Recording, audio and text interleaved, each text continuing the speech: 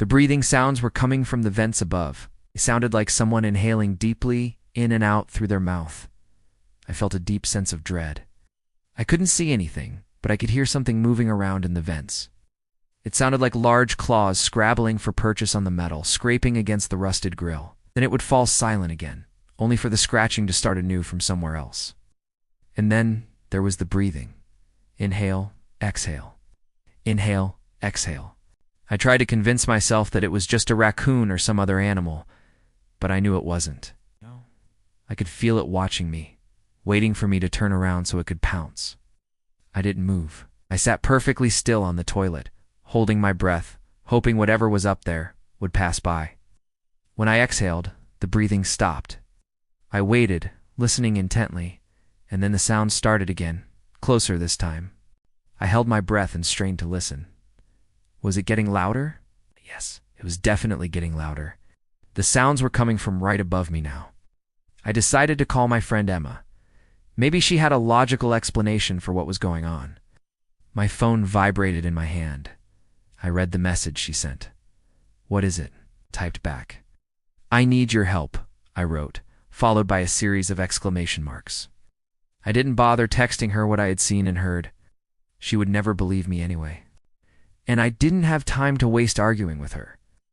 Emma lived 20 minutes away, so she had plenty of time to get here. But what if it attacked me before she arrived? What if it was big enough to break through the vent and drag me down into the basement? I pictured it opening the door with its sharp claws, its eyes glinting in the darkness as it looked at me, and then it lunged. I jumped off the toilet, adrenaline surging through me, and started to search for another hiding spot. Where could I go? What could I do? The closet was close by. I flung open the door and squeezed inside. There were only my winter clothes stored in there, but I didn't care. I huddled on the floor in the dark, hugging my knees to my chest. From outside, I could hear the front door open and close. Thank God Emma was here. I hoped she had brought a weapon. I hoped she believed me now. I wanted to tell her what I had seen, but I couldn't bring myself to speak.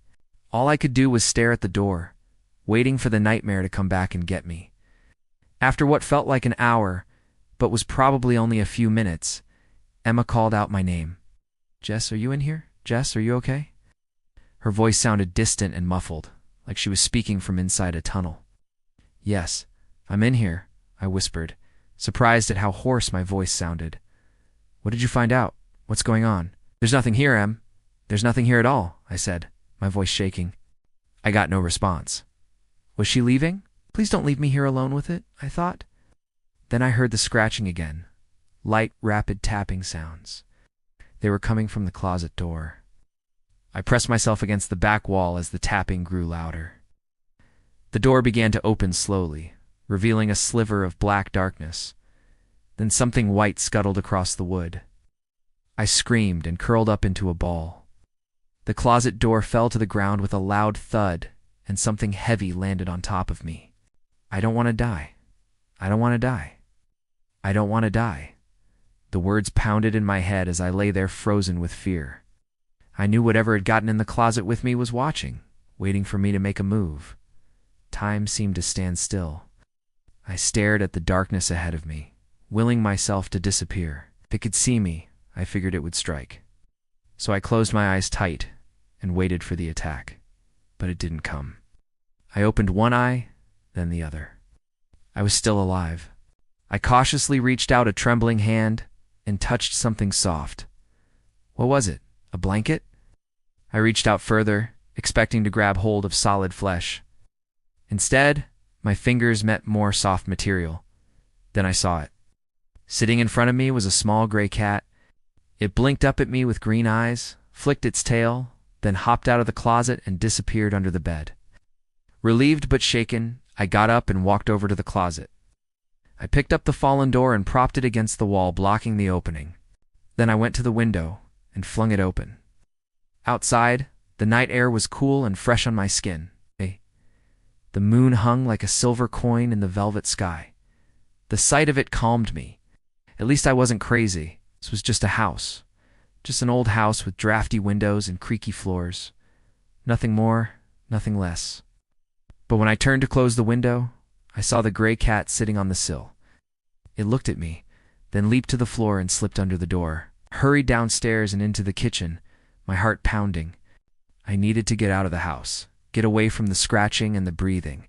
Maybe I could go to a hotel, but where would I get the money for a room? I rummaged through the cupboards looking for something, anything I could use as a weapon, but I found nothing. I was about to give up when I saw it, a large silver spoon resting on the counter. It wasn't much, but it was better than nothing. As I climbed the stairs, I could hear the cat padding softly behind me. We reached the landing, and I stopped. It was quiet. I listened intently, but I could hear nothing except for the pounding of my own heart. That was good, right? Whatever was in the vents was gone. Or maybe it was down there waiting for me to come back so it could grab me. I hesitated. Should I check? Curiosity warred with fear.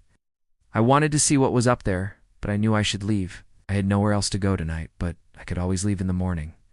The cat brushed against my legs and let out a low meow. It rubbed against my ankles and looked up at me with those same green eyes.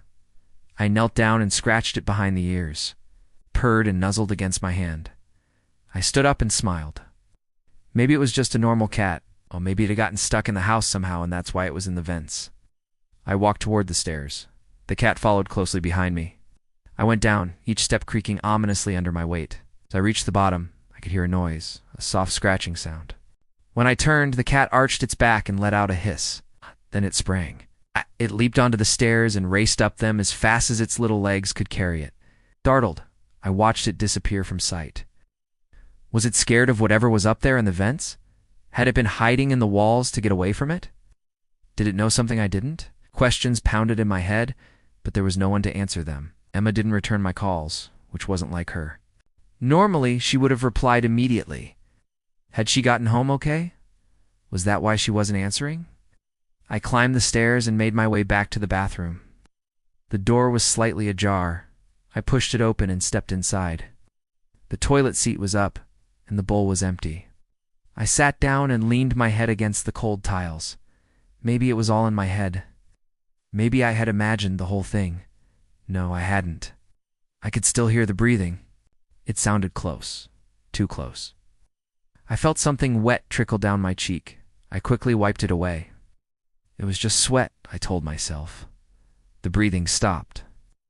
I listened intently, straining to hear any sound over the pounding of my heart.